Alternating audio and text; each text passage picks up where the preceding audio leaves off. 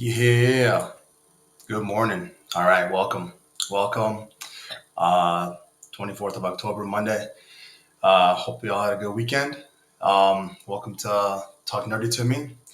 All right. Let's get into it. Let's not waste any time. A lot of stuff to talk about. Here we go. So some news from Google. New Pixel perks. This is what the new perks that are coming out for the new launch of the Pixel 7 and Pixel 7 Pro. They're going to be offering free VPN services. So this could be interesting.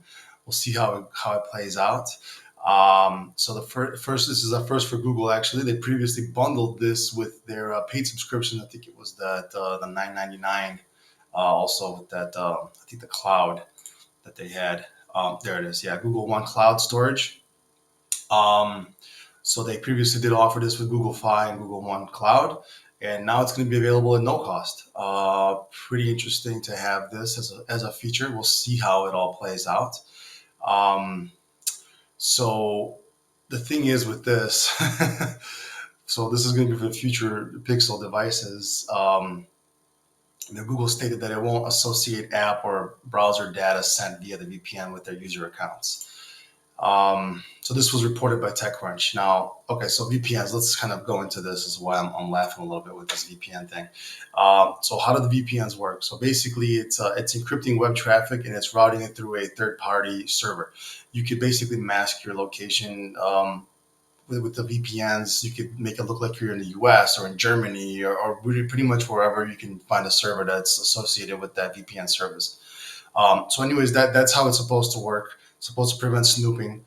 So as long as the provider is trustworthy, that's kind of the issue here. If you find a free VPN service, in the past, traditionally, they would be actually giving your data out.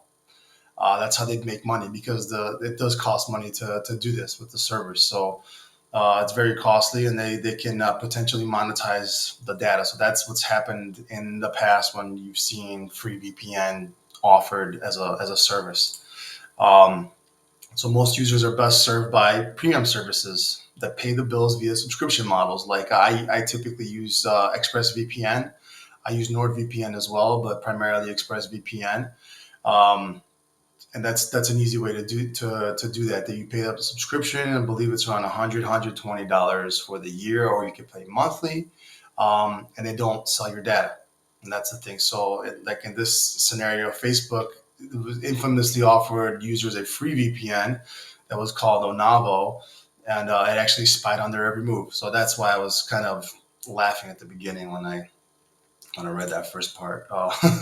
So, is the VPN by Google going to be trustworthy? That's the question here. So of course, Google is one of the world's largest ad companies. Remains to be seen if this free service has any catches. The small print on a promotional image that was tweeted by the company notes that some data is not transmitted through the VPN, though it's not clear what that means. So again, it's going to remain to be seen. Could be a great feature in the end. Hopefully, they've learned their lesson from the past transgressions, but we will see. Okay, moving on. Immutable backups. So cybersecurity insurers are actually asking now that you don't just have backups, but that you protect the backups. What does immutable mean? It means that it's unable to be modified. While not a perfect solution, the immutable backups are an assuring safeguard to security professionals, especially when placed alongside additional controls. Um, it's not necessarily required currently from insurance companies, but it's almost like an extra credit they're going to give you because you're going to go above and beyond the normal recommendation, and you're going out and you're actually protecting your backups in addition to having backups. It's like an extra layer of defense against the backups getting deleted. This is the threat that's out there now. That's why this is starting to come up. You're going to start hearing more about immutable backups. So on site, the unchangeable write once, read many setting exists for conventional storage media, including tapes and disks. And for on cloud, companies like NetApp, Dell, Microsoft through Azure, and Google with the Google Cloud, they offer immutability. Um, Ransom attacks on backup data. This is why this is coming up now. So a number of ransom attacks have gone after the backup data. Monty ransomware was discovered in late June 2022. It used PowerShell script to pull credentials from VM backup software. So the IT service company Arium was asked if they see these types of attacks, and they said that every ransomware they've been involved with over the past 24 months has seen the backup data be attacked. So this is a company that just deals with companies that have been ransomed. They contact them to help them out when they have that kind of issue. So they're the ones that are saying that actually over the last 2 years, pretty much every ransomware attack they've seen has gone after the backup data as well. So it's becoming vitally important that we even protect our backups from being deleted, because that's, as everyone knows, that's usually our primary defense. If you are ransomed, you can go back to the previous backup. If you're backing up daily, you're going to be able to go back to yesterday's version and reload that info. If they delete your backups, then you are definitely screwed. Not definitely, but pretty much screwed. Anyways, that's why we're seeing this now. You're going to start seeing this more and more, and that's why it's becoming quite a requirement yet on insurance, but it's looks like it's going to head that route. Again, immutability is not an invincibility. It does not mean that you're invincible. Ransomware threat actors can still find a hiding place in the most locked down data. Attackers can pre-infect data with a command signal that initiates at a predetermined time. So again, everything is not, you can't build perfect systems. It's an ever-changing environment. That's why also educating your staff internally is key to help prevent, every little leak that can be out there. One last thing. This was from an article. CISA warns of hackers targeting health organizations with ransomware.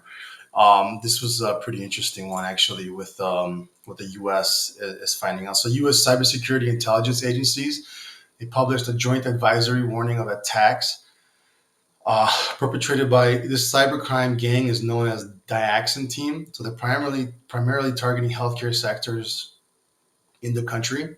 The alert was published this past Friday by the FBI and CISA, which is a Cybersecurity and Infrastructure Security Agency, and of the Department of Health and Human Services, HHS. So, over the past 4 months, this group has been linked to multiple ransomware incidents in the healthcare and public health sectors. They've been encrypting servers related to electronic health records, diagnostics, imaging, and internet services. So, it also said that the personal identifiable information (PHI) and patient health information was part of a double extortion scheme to secure ransoms from victims.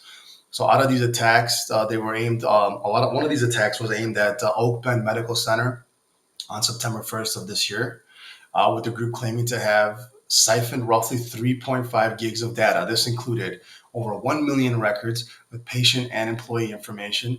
It also published a sample containing 2,000 patient records on its data leak site, which included names, genders, dates of birth, social security numbers, addresses, and other appointment details. This is according to databreaches.net. Um, Pretty crazy.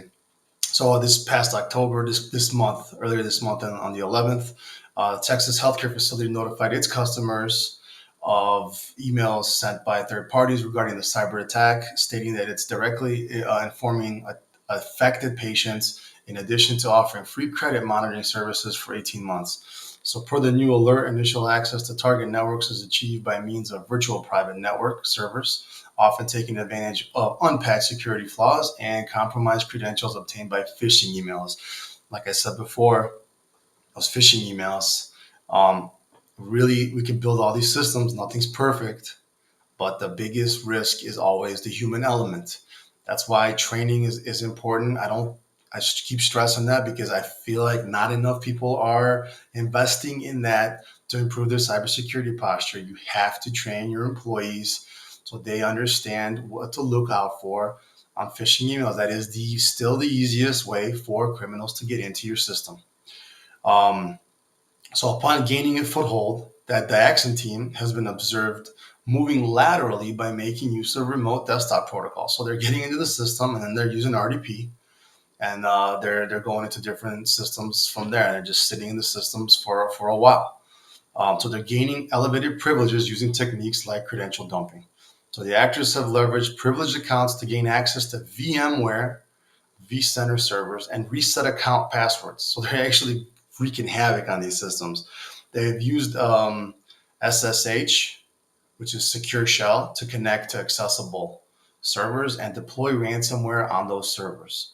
And then what's more is that this team, their ransomware is based on another strain called Babuk, which was leaked in September 2021 and has been used as a foundation for a number of file encrypting malware families such as Rook, Nightsky, Pandora, and CheerScript. As mitigations, it's recommended that organizations apply the latest software updates, which we stress every week on this show, enforce MFA, multi-factor authentication, implement network segmentation, and maintain periodic offline backups, cloud backups, training people for phishing, train your employees, MFA on everything. I know it's a pain in the ass, but we have to do it. And patches, update your software regularly. That's a huge vulnerability. We have to stay on top of it. I know it sucks. There's a lot of this stuff sucks, but we got to do it. It's getting crazier and crazier out there, and it's getting really bad, especially for small businesses. They're easy targets. If you need any info or any help with anything, here's all my info here. I'll have my contact info as always below to my website.